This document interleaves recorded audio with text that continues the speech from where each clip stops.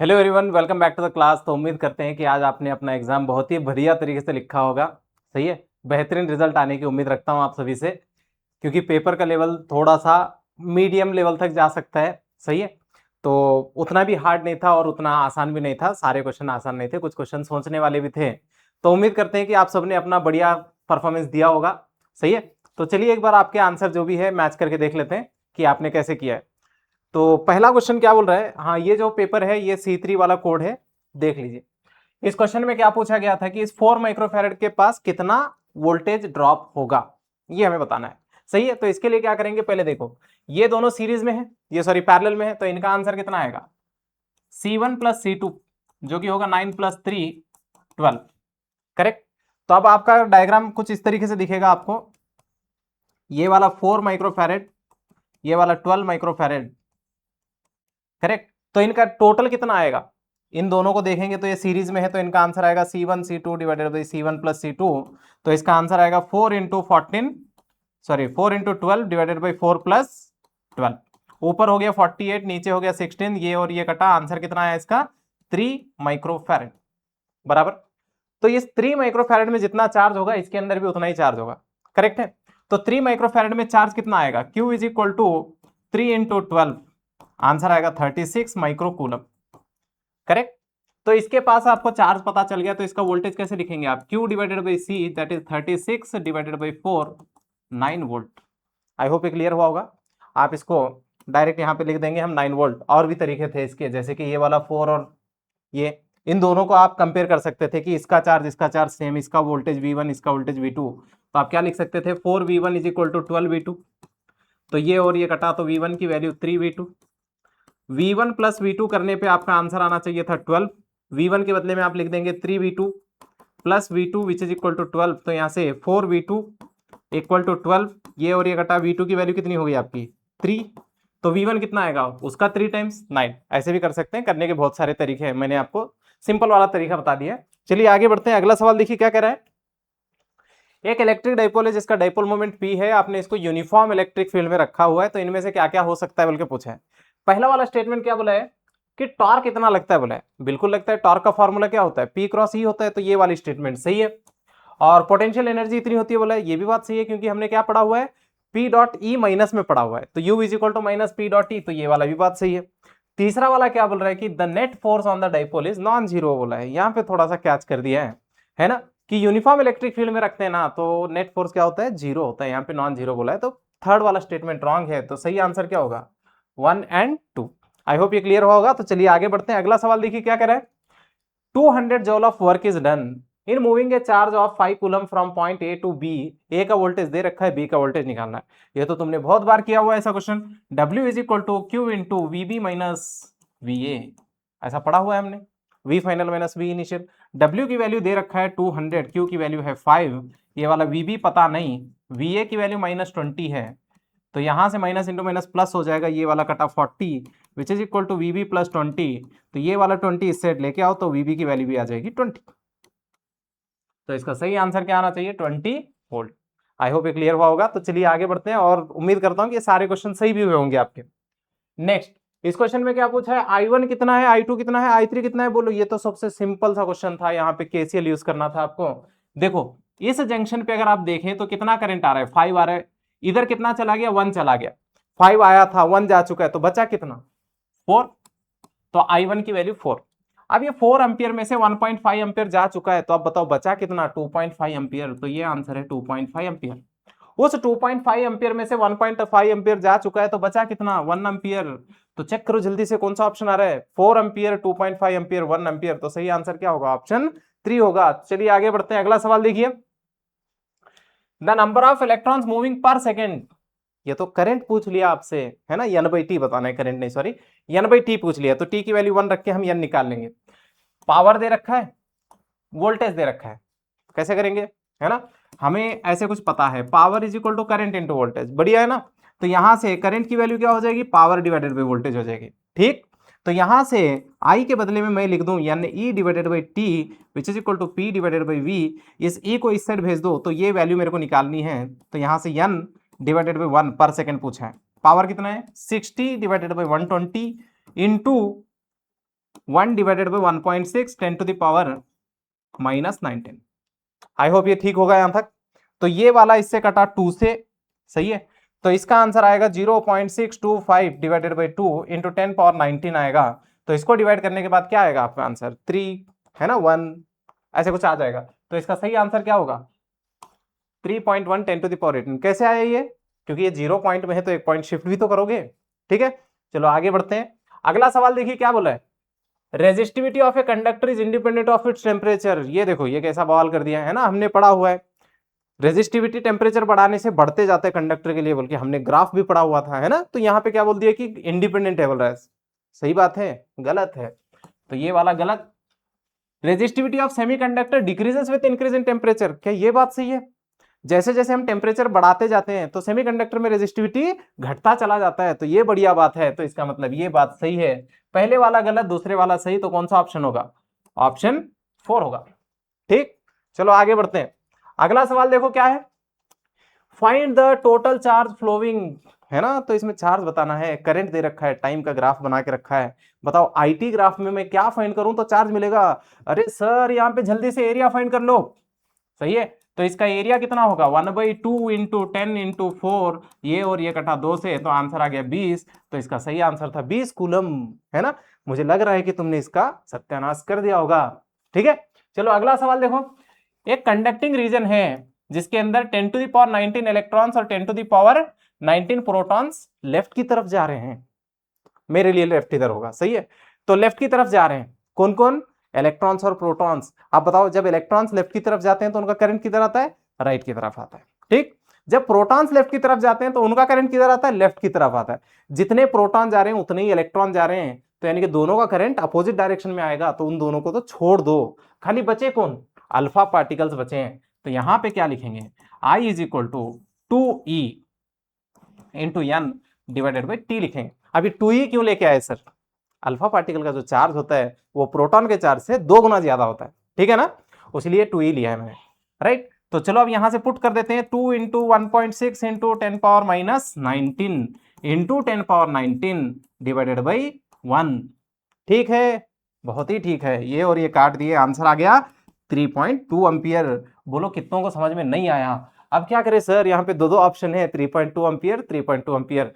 बताओ alpha particle का charge positive होता है कि नेगेटिव होता है, बिल्कुल पॉजिटिव होता है। पॉजिटिव चार्ज जिधर जाता है करंट भी उधर ही जाता है। तो देखो यहाँ पे 10⁻19 alpha particles move to the right, तो इसका मतलब अल्फा पार्टिकल राइट की तरफ भागेगा तो उसका करंट भी राइट की तरफ ही आना चाहिए। तो सही आंसर क्या होगा, ऑप्शन 2। चलो आगे बढ़ते हैं। A point charge is placed in a moving train. Passenger A sitting in the train. Person B on the ground. Observe the charge. है ना, बहुत ही बढ़िया क्वेश्चन है, सोचने वाला सवाल है तुम्हारे लिए, लेकिन ऐसा है नहीं। एक आदमी यहां बैठा हुआ है A, इसने यहां पे चार्ज देखा Q, जो कि ट्रेन में बैठ के देखा है।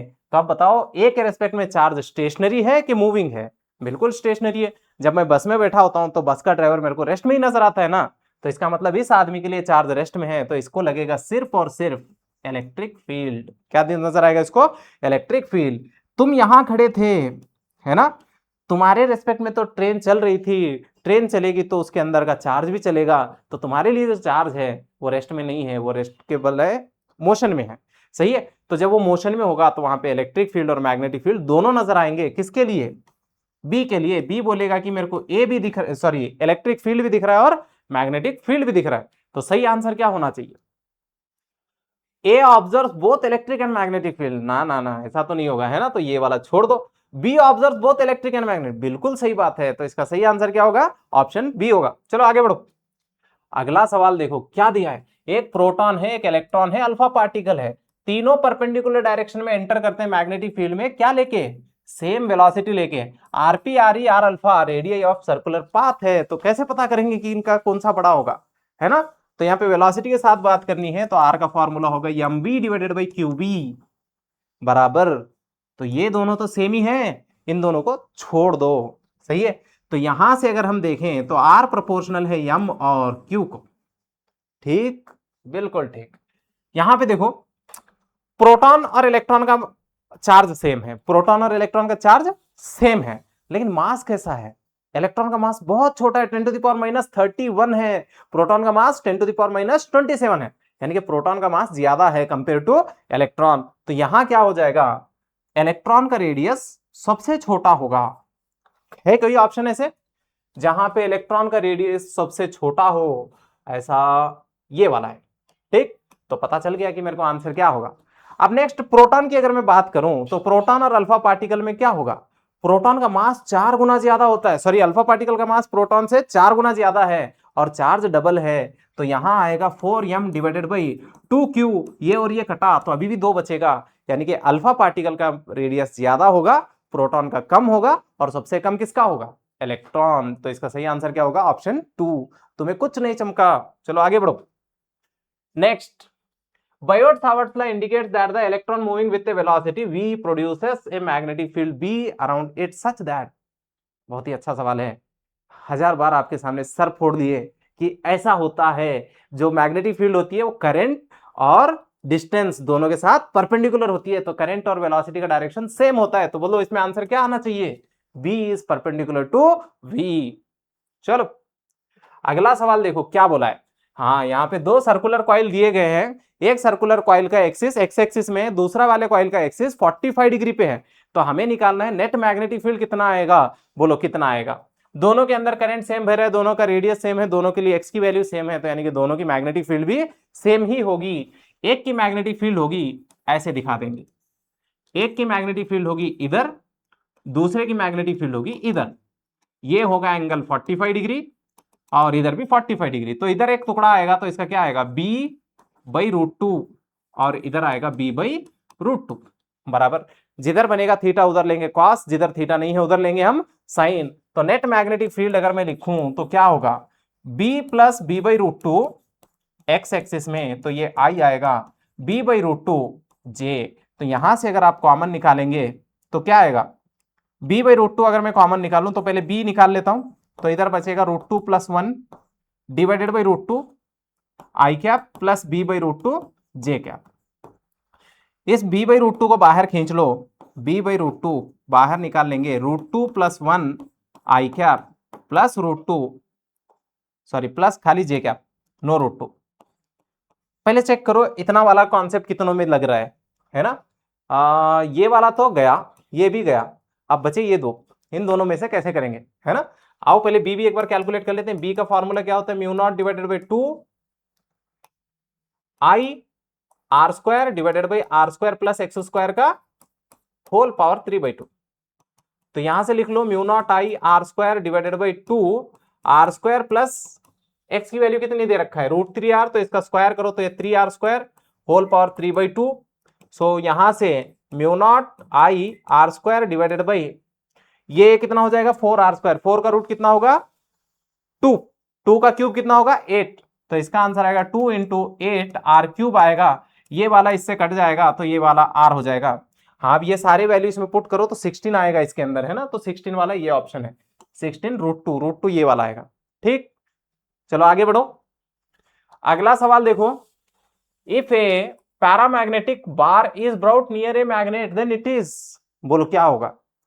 पैरामैग्नेट को थोड़ी ना पता है कि कौन सा पोल नॉर्थ है कौन सा पोल साउथ है, ये दोनों को अट्रैक्ट ही कर लेगा, है ना, वीकली अट्रैक्ट करता है। तो इसका सही आंसर क्या होगा, attracted by both poles. Magnet थोड़ी ना है जो कि नॉर्थ और साउथ को पहचान के किसी को अट्रैक्ट किसी को रिपल करेगा। ठीक है, चलो अगला सवाल देखो क्या बोला है। हमें इसमें से सही वाला बोलना है, गलत गलत वाला बोलना है। ठीक है, गलती तो हम निकाल सकते हैं आराम से, है ना, हमारा काम ही ये है गलती निकालना। सब्सटेंसेस हो ससेप्टिबिलिटी लाइज बिटवीन -1 एंड 0, यानी कि नेगेटिव ही है, तो ये डायामैग्नेट है बोला है ना, सही है। तो इसका ये ऑप्शन सही है। सब्सटेंसेस विथ खाई मच ग्रेटर देन 1, जिनकी ससेप्टिबिलिटी 1 से बहुत ज्यादा होती है, वो प्यारा होता है बोला है। होता है प्यारा, बिल्कुल नहीं होता है, वो फेरो होता है, तो ये वाला गया। Susceptibility much less than 1 ferromagnetic होता है, ऐसा नहीं होता है, क्योंकि फेरोमैग्नेटिक के लिए ससेप्टिबिलिटी 100 के ऑर्डर का होता है, तो ये वाला भी गया। अब बचा ये वाला, फेरोमैग्नेटिक मटेरियल के लिए परमिएबिलिटी बहुत ज्यादा होती है, बिल्कुल होती है। तो इसका मतलब सही आंसर क्या होगा, हमें गलत ढूंढना है, याद रखें। तो सेकंड और थर्ड वाला गलत है, तो आंसर क्या होना चाहिए, ऑप्शन 3 होना चाहिए। ठीक, चलो आगे बढ़ो। अगला सवाल क्या बोल रहा है, work function of a metal, अरे बाप रे, ये तो गलत करेंगे ना, नहीं करना चाहिए, है ना। ये सबसे कम से कम कितनी एनर्जी दूं जिससे कि इलेक्ट्रॉन मेटल को छोड़ के भाग जाए, उसी को क्या कहते हैं हम, वर्क फंक्शन, ठीक है।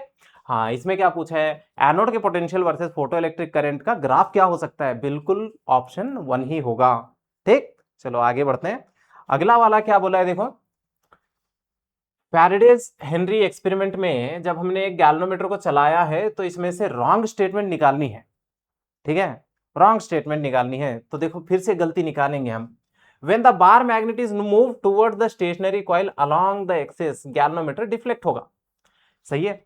जब हम कॉइल के पास ऐसे मैग्नेट को लाते हैं तो इसके अंदर गैल्वेनोमीटर डिफ्लेक्शन देता है, और जब हम इसको दूर करते हैं तब भी देता है। तो इसका मतलब पहला वाला सही है, दूसरा वाला भी सही है। तीसरे वाले में क्या बोल रहा है, when coil is move towards stationary magnet, magnet को रोको कॉइल को चलाओ, तब भी डिफ्लेक्शन आता है, बिल्कुल आता है। नेक्स्ट अगले वाले में क्या बोला है, when the coil and magnet are move without relative motion, without relative motion का मतलब क्या है, इनके बीच का गैप ना तो बढ़ना चाहिए ना तो घटना चाहिए, दोनों बराबर वेलोसिटी से चलना चाहिए। तो अब ना तो ये नजदीक आएंगे ना तो दूर होंगे, हमेशा गैप उतना ही रहेगा, तो इस टाइम पे कोई रिफ्लेक्शन आने वाला नहीं है। तो इसका मतलब ये वाला गलत है, तो ऑप्शन क्या होना चाहिए, ओनली डी। चलो आगे बढ़ो, अगला सवाल क्या कहता है, यहां पे एक रीजन है x इक्वल टू 0 से लेके x इक्वल टू 2b तक, लेकिन x इक्वल टू b तक ही मैग्नेटिक फील्ड है, यहां तक ही है, आगे खाली है।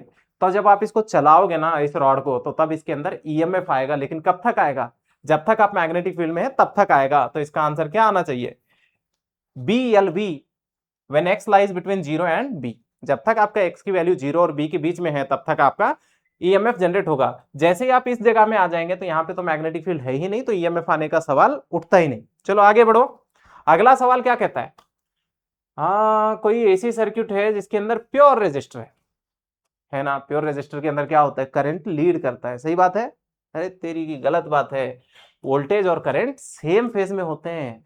कई बार बोला गया है कि वोल्टेज जीरो तो करंट जीरो, वोल्टेज मैक्सिमम तो करंट मैक्सिमम, ठीक है। चलो आगे बढ़ते हैं, अगला वाला देखिए क्या कह रहा है, एक लाइट बल्ब है, इसका पावर दे रखा है और इसका वोल्टेज दे रखा है, आरएमएस करंट बोलो बोले, है ना।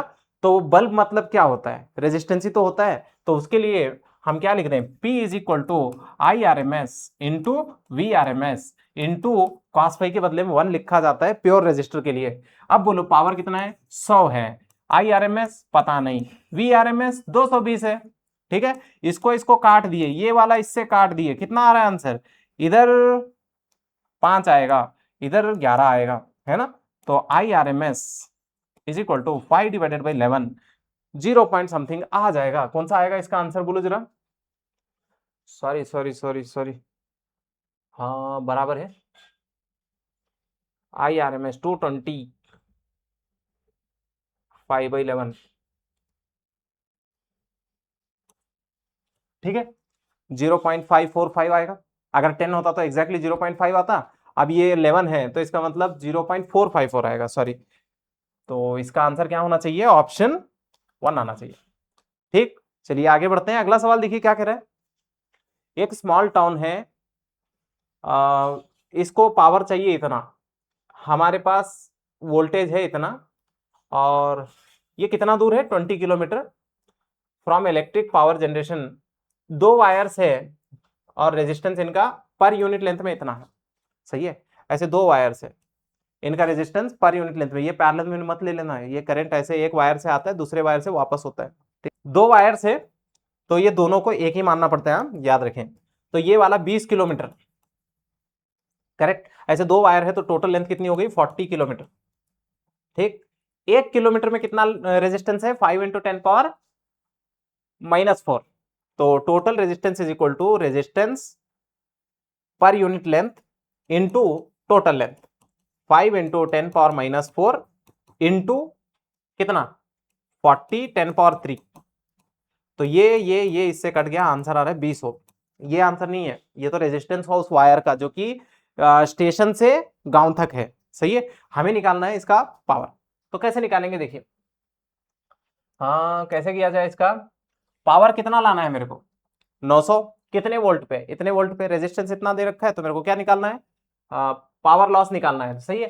तो यहाँ पे पावर लॉस कैसे निकाला जाए, इसमें से पहले करंट पता कर लेते हैं, I is equal to P divided by V, 900 और किलो के 3 0 डिवाइडेड बाई 220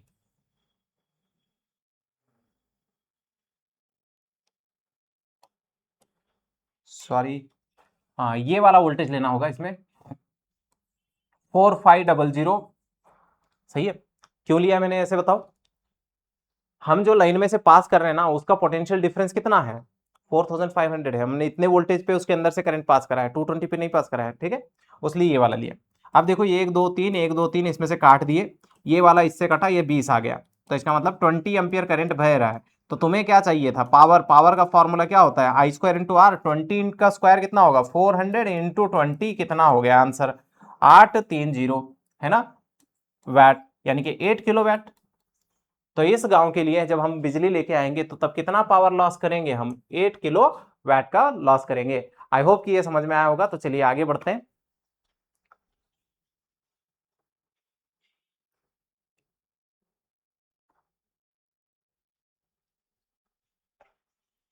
चलिए इस क्वेश्चन में क्या दिया है हमें, हाँ इसके अंदर मैक्सवेल्स इक्वेशन दी गई है, बस हमें कंपेयर कर लेना है। देखो गॉस लाइन इलेक्ट्रोस्टैटिक पहला वाला ही है ना, Q divide by epsilon not.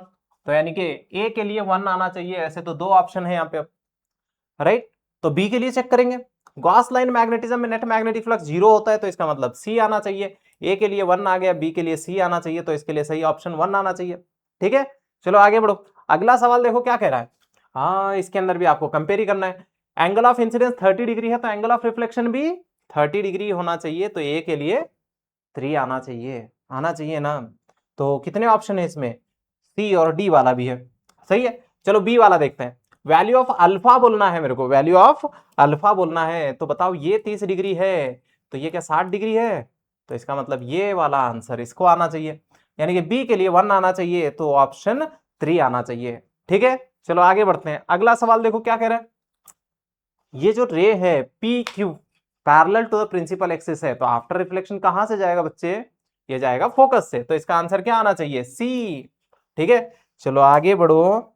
अगला वाला क्या बोल रहा है, the incorrect statement about the refractive index for the pair of medium, किस बात पे डिपेंड करता है, रिफ्रैक्टिव इंडेक्स का मटेरियल पे डिपेंड करता है, ठीक है, और साथ ही साथ वेवलेंथ पे डिपेंड करता है। किस पे डिपेंड करता है, वेवलेंथ पे डिपेंड करेगा, तो इसका आंसर क्या आना चाहिए, इट डिपेंड्स अपॉन वेवलेंथ। चलिए आगे बढ़ते हैं, अगला सवाल देखिए क्या कह रहा है, the critical angle for a monochromatic और light going from A to B, तो ऐसे है, ये ए है, ये बी है, यहां से लाइट ऐसे जा रही है, तो इसका क्रिटिकल एंगल थीटा है, तो ए डेंसर है, बी रेयर है।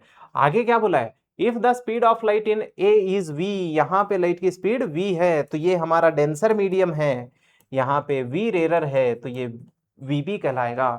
ठीक, तो आप बताओ डेंसर में ज्यादा स्पीड होती है कि रेयर में ज्यादा स्पीड होती है, रेयर में ज्यादा होती है, डेंसर में कम होती है। तो हमें क्या फॉर्मूला पता है, sine theta is equal to, sine theta की वैल्यू मोर देन 1 नहीं होना चाहिए कभी, है ना। तो उसके लिए क्या करेंगे, ऊपर छोटा वैल्यू नीचे बड़ा वैल्यू, यानी कि ऊपर वीडी नीचे वी आर। तो आप बोलो जी क्या होगा इसमें से, sine theta is equal to V divided by VB, VB को उधर करो साइन थीटा को इधर करो, तो वीबी का आंसर क्या आ गया, V divided by sine theta.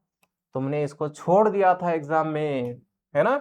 चलो आगे बढ़ते हैं, अगला वाला क्या करेंगे, है ना, what range of electromagnetic spectrum is considered as light, अरे इसकी ना क्या बोलेंगे इसके अंदर, है ना।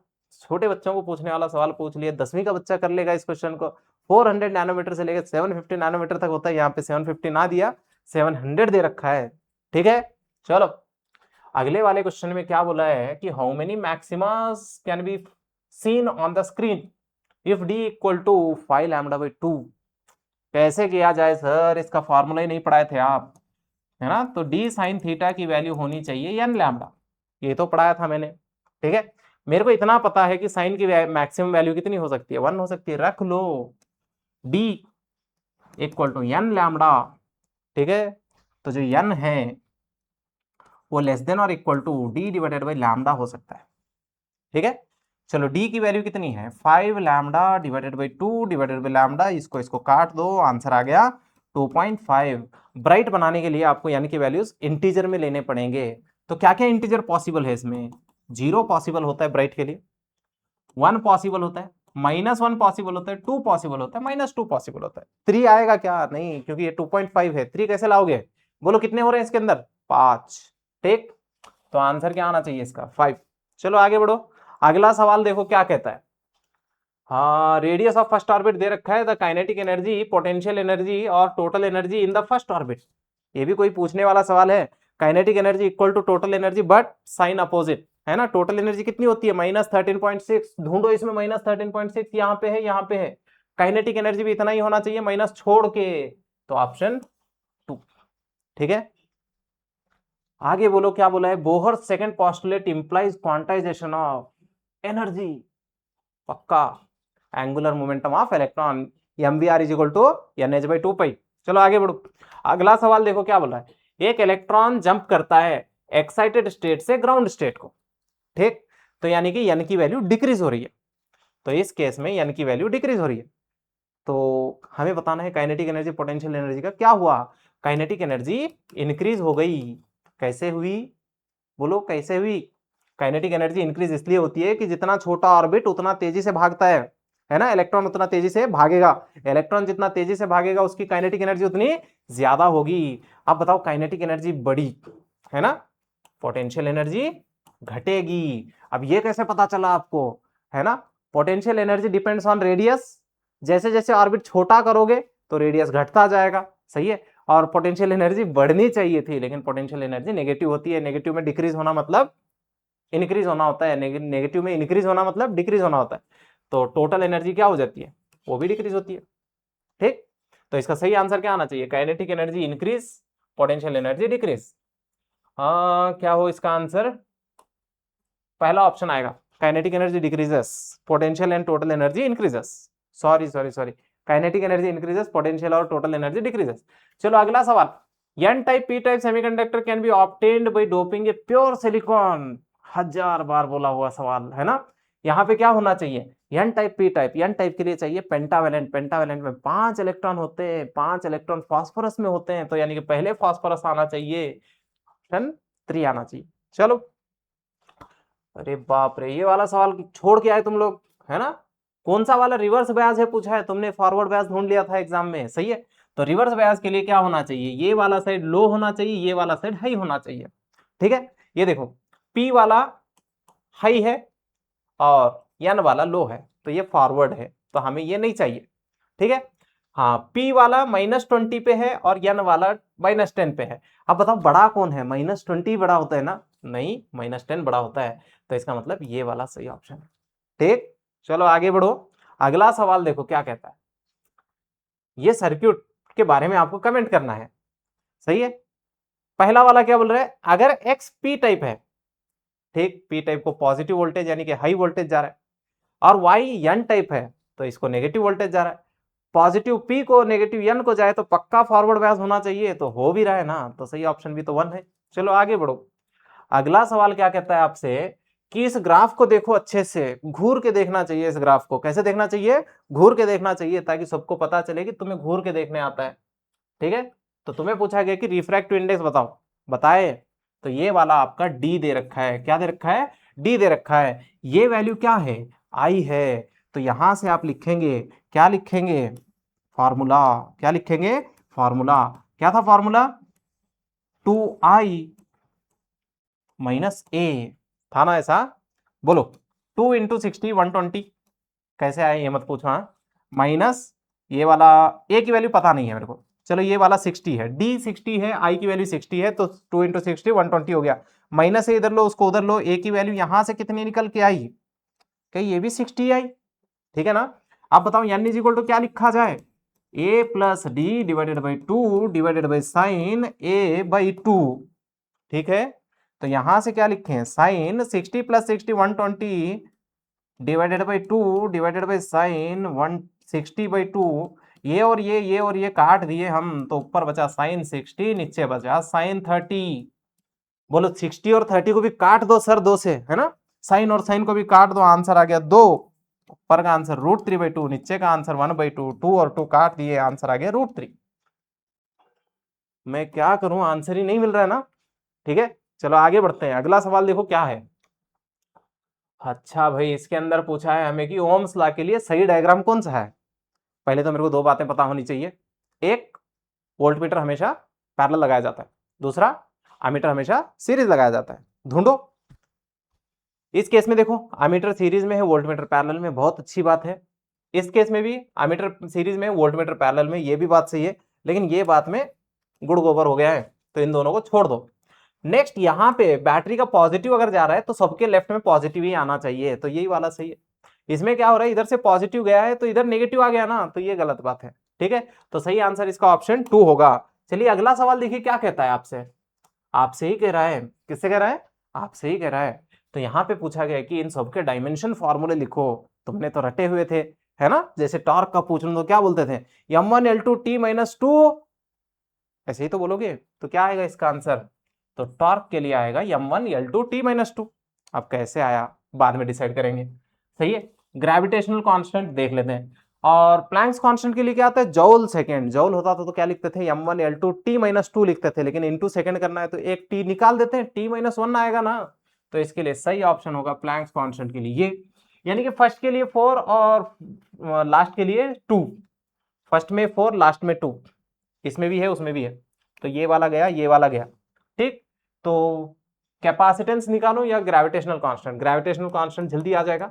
जी, m1m2 divided by R square. इसका लिखेंगे m1l1t-2 t-2 इंटू आर के बाद बदले में l2, और ये वाला kg का m2। ठीक है। ये वाला जब ऊपर जाएगा तो -1 आएगा। देखो कितनों में -1 है, एक में ही है। अरे दोनों में भी है। ठीक है। और एम्पियर नहीं आएगा ना इसमें, तो यहां से क्या आंसर आएगा, m-1l3t-2। बताओ कौन सा ऑप्शन आएगा इसके लिए। बी के लिए 2 आना चाहिए। बी के लिए 2 नहीं 3 आना चाहिए, तो सेकंड ऑप्शन करेक्ट आएगा। ठीक है। चलो आगे बढ़ते हैं। अगला सवाल देखिए क्या कहता है। क्या कहता है, आधा डिस्टेंस 40 से चलो, बाकी आधा डिस्टेंस 50 से चलो। एवरेज स्पीड कितना होगा? कितना होगा? v average is equal to, formula जानते हैं हम, 2v1v2 divided by v1 plus v2। ये देखो 2 into 40 into 50 divided by 40 plus 50। सही है। तो ऊपर का कितना हो रहा है, कितना होगा? 2000 इंटू 2, 4000। ठीक है ना? 4000 डिवाइडेड बाई 90, तो इसका आंसर आएगा 44.44। ठीक। चलो आगे बढ़ो। अगला सवाल देखो क्या कहता है। हाँ, क्या निकालना है? दो बॉडीज को हमने फेंका है सेम स्पीड देके, एक को 30 डिग्री पे, दूसरे को 45 डिग्री पे। तो तुम्हें बताना है कि रेंज का फॉर्मूला, रेंज का रेशियो बोलो बोला है।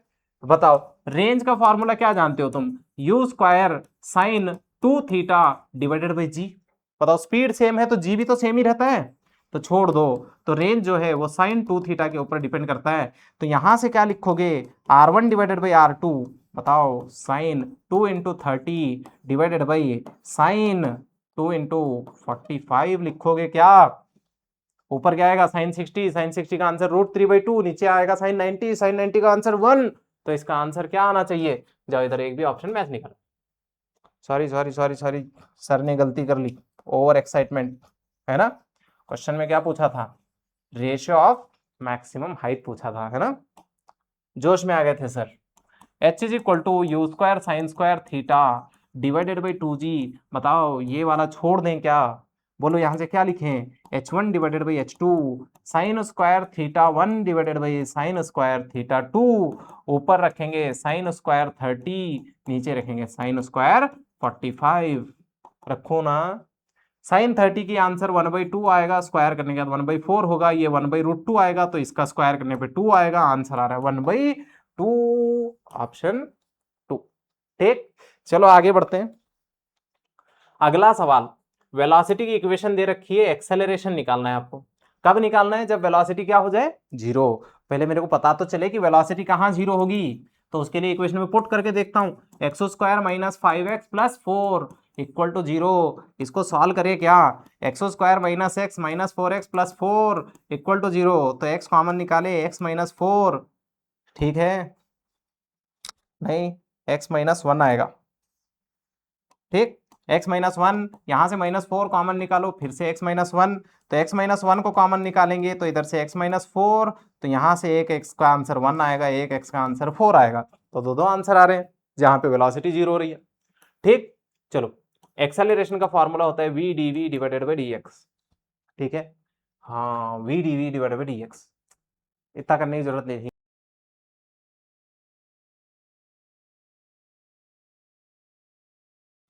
इस क्वेश्चन में हमसे कहा गया है एक आदमी है जिसका वजन 80 केजी है और ये एक लिफ्ट में खड़ा है, लिफ्ट ऊपर की तरफ जा रही है 6 मीटर पर सेकंड स्क्वायर से, तो नया वजन बताओ इसका कितना आएगा, है ना।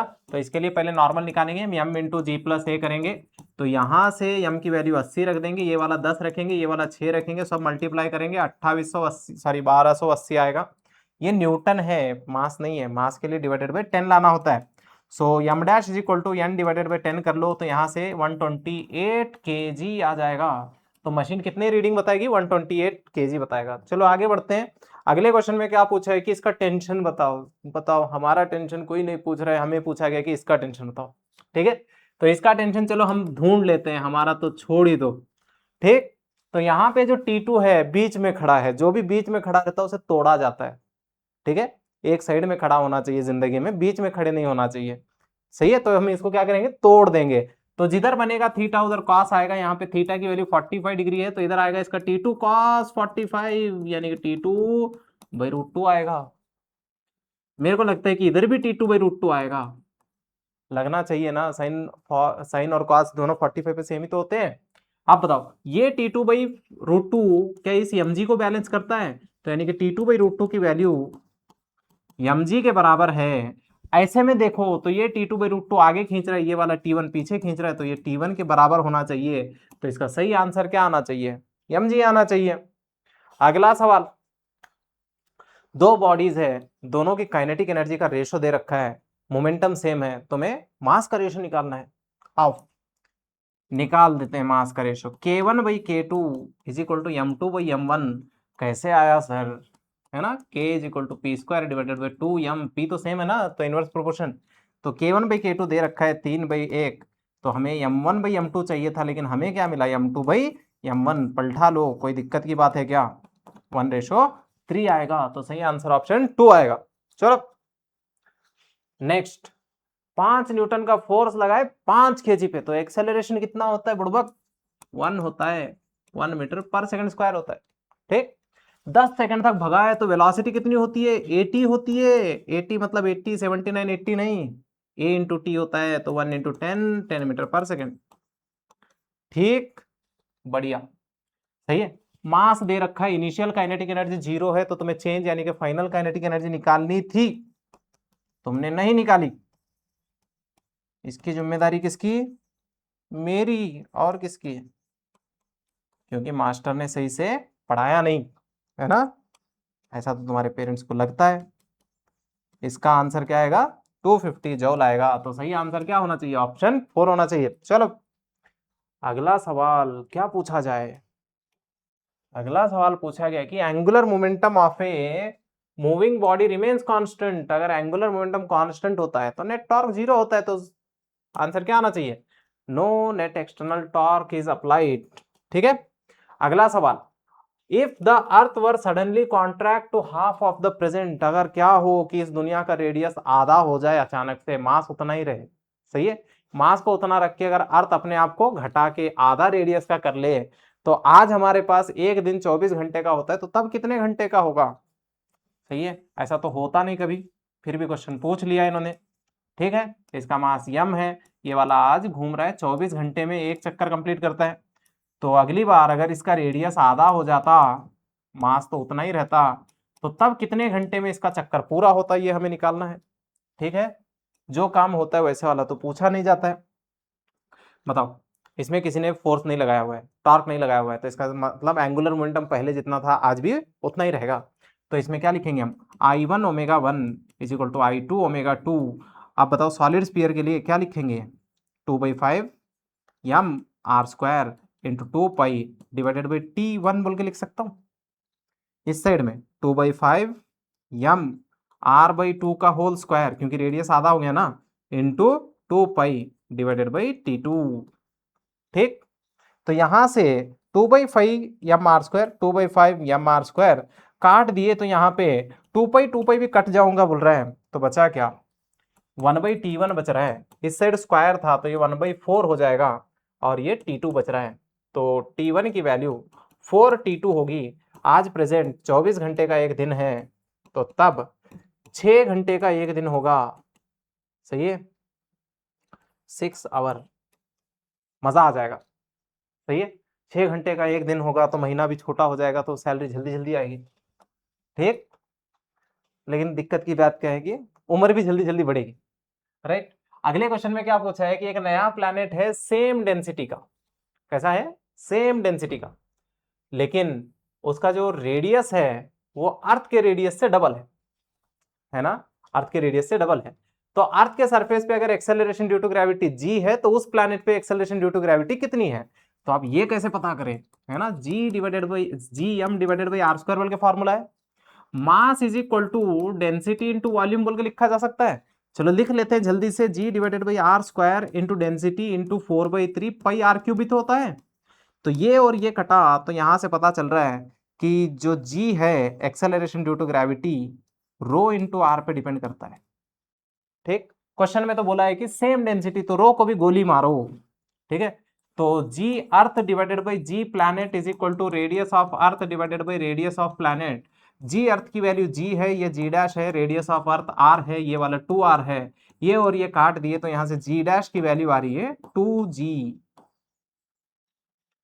ये क्या हुआ जी, ऑप्शन 3 सही है। चलो आगे बढ़ते हैं, अगला सवाल देखो क्या है।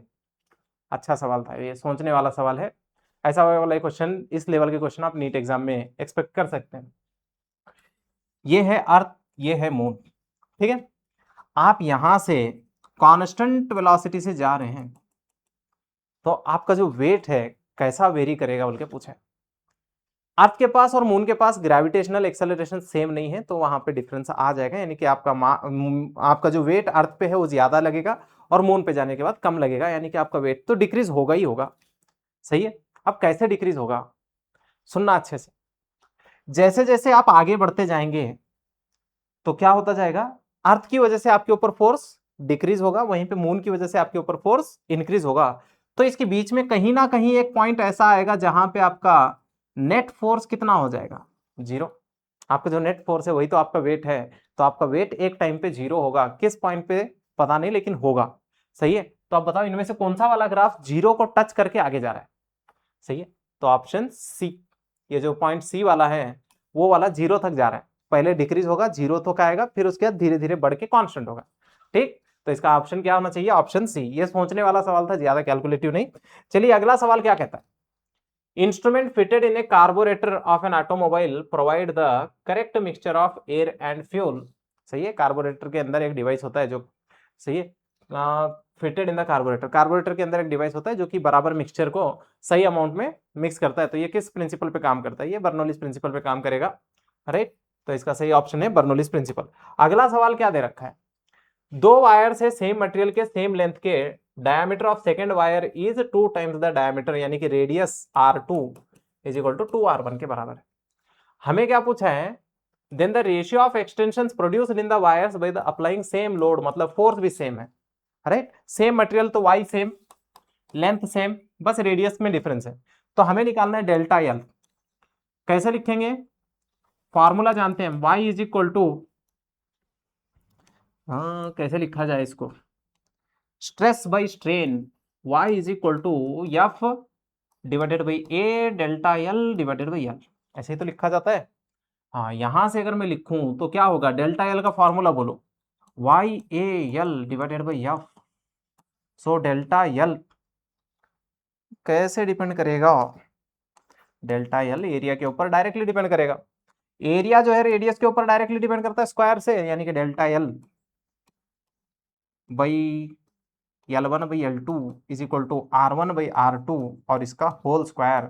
R1 को R1 ही रखो, लेकिन R2 को 2R1 रखो, मजा आएगा। ये और ये कट जाएगा, इसका स्क्वायर करेंगे तो 1/4 आएगा, है क्या, तो 4:1 आएगा। ठीक, चलो आगे बढ़े, अगला सवाल। सब ठीक तो किया है ना, किया है। चलो अगला सवाल, in a capillary tube experiment the vertical, एक ट्यूब है जिसकी लेंथ 30 सेंटीमीटर है, इसको आपने पानी में डुबा रखा है तो पानी 10 सेंटीमीटर तक चढ़ रहा है, राइट। अगर इस एक्सपेरिमेंट को परफॉर्म किया गया freely falling water, free fall में चेक किया जाए तो नीचे एक्सेलरेशन ए से गिरेगा, ए की वैल्यू जी के बराबर होगी, तो उस टाइम पे जी इफेक्टिव लिया जाएगा, जी इफेक्टिव की वैल्यू होगी जी माइनस ए, और ए की वैल्यू जी के बराबर है तो जी इफेक्टिव कितना आएगा, 0। तो एच इज इक्वल टू क्या था फॉर्मूला, 2t cos थीटा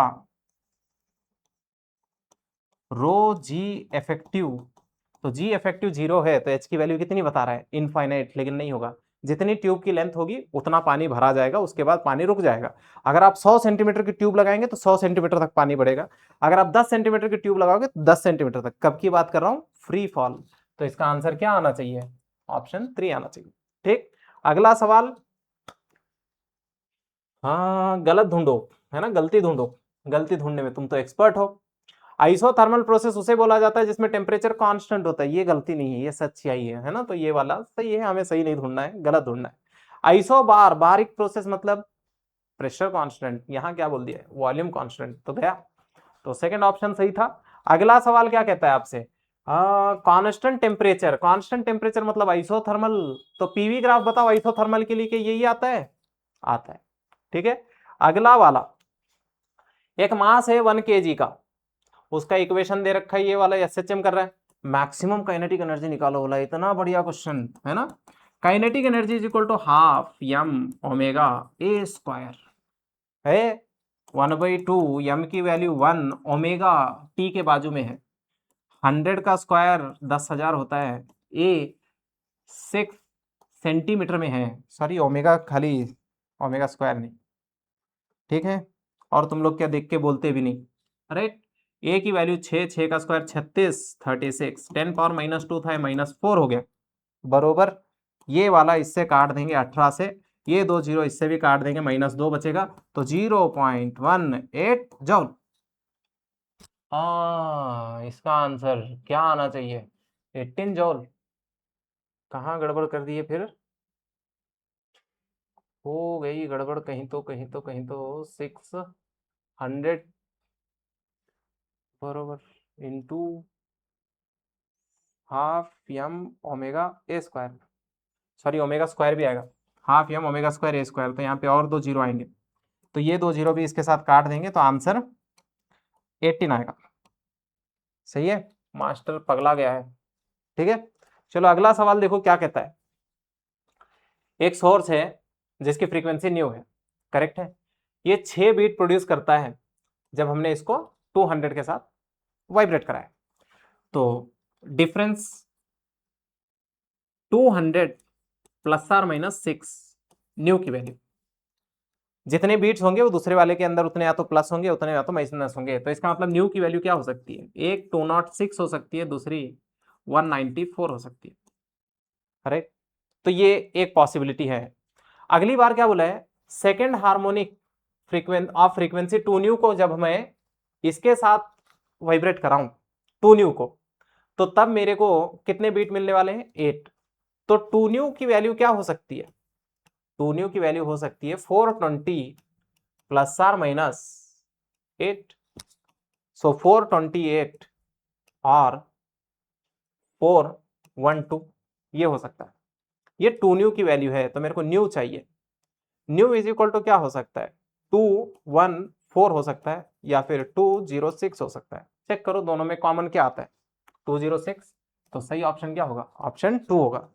चलो इस क्वेश्चन में हमसे कहा गया है कि इनमें से कौन सा वाला प्रोसेस इरिवर्सिबल प्रोसेस है, सारे नेचुरल प्रोसेस है, जितने भी नेचुरल प्रोसेस होते हैं सारे इरिवर्सिबल होते हैं, तो इसके लिए सही ऑप्शन क्या होगा, ऑप्शन 4 होगा, क्योंकि क्वेश्चन में बोला है कि नेचुरल प्रोसेस है, ठीक है। अगला वाला क्वेश्चन क्या कहता है आपसे, एक इलेक्ट्रॉन गिर रहा है इतने डिस्टेंस से, यूनिफॉर्म इलेक्ट्रिक फील्ड है इतने की, और कितना टाइम लगेगा ये हमें बताना है। तो पहले तो एक्सेलरेशन निकालो, a is equal to E divided by M कर लेते हैं, तो e की वैल्यू 1.6 10 power -19 into 2 into 10 power 4 divided by 9.1 into 10 power -31, ठीक है। तो यहां से ये वाला इससे निकाल देंगे तो ऊपर 12 बचेगा, 12 और 4 16 हो जाएगा, तो यहां से कितना आ रहा है, 2 इंटू 1.6 3.2 डिवाइडेड बाई 9.1, इंटू 10^12, ठीक है इतना। नेक्स्ट यहां से एक्सेलरेशन मिल गया। अब हमें चाहिए टाइम। टाइम के लिए फॉर्मूला होता है √2s divided by A, 2h/g, है ना। तो यहां पे ये वाला रख देंगे इसके अंदर, 2 इंटू यस कितना दे रखा है क्वेश्चन में, 1.5 10^-2 डिवाइडेड बाई ए की वैल्यू 3.2 10^12, ये वाला 9.1, ठीक है। तो यहां से अगर देखें तो कितना आएगा, ये वाला इससे कटा 1.6 से, और ये ऑलमोस्ट 1 से कट गया, तो ये वाला 9, 9 का रूट आएगा 3, या 10^12 उसमें से निकाल देंगे तो -14 बचेगा, 14 का 7 आएगा। तो ऑलमोस्ट इसके आसपास का कोई ऑप्शन होना चाहिए, 10^-7।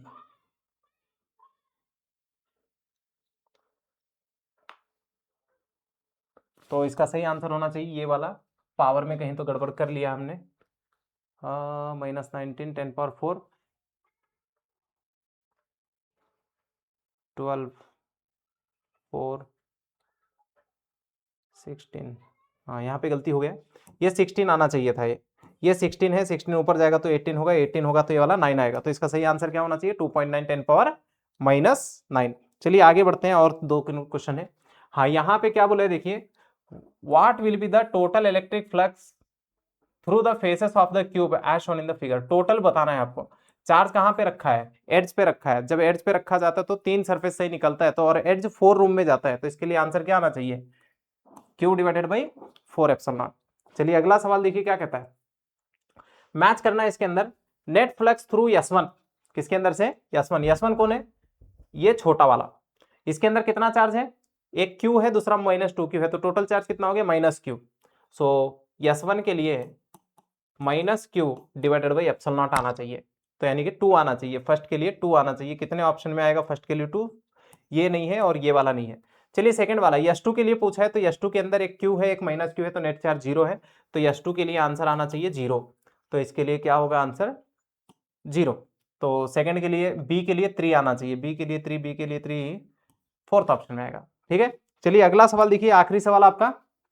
एक पैरेलल प्लेट कैपेसिटर है, इसके अंदर एनर्जी स्टोर का फॉर्मूला पूछा है। एनर्जी स्टोर के लिए फॉर्मूला क्या आएगा, 1/2ε0 T² × AD आएगा। कैसे आएगा सर, है ना। एनर्जी डेंसिटी का फॉर्मूला होता है U divided by V। Energy density का फॉर्मूला क्या होता है, 12ε0 E², और ये वाला U, ये AD को इस साइड लेके जाओ, आंसर आ जाएगा, ठीक है। उम्मीद करते हैं कि ये 60 क्वेश्चन आपको अच्छे से समझ में आए होंगे, और मैं आशा करता हूं कि आप सभी ने almost maximum to maximum 40+ question सही किए होंगे, राइट। मिलते हैं नीट एग्जाम के पेपर में, तब तक के लिए पढ़ते रहिए और अपना अच्छे से परफॉर्मेंस देते रहिए, राइट। Take care, bye.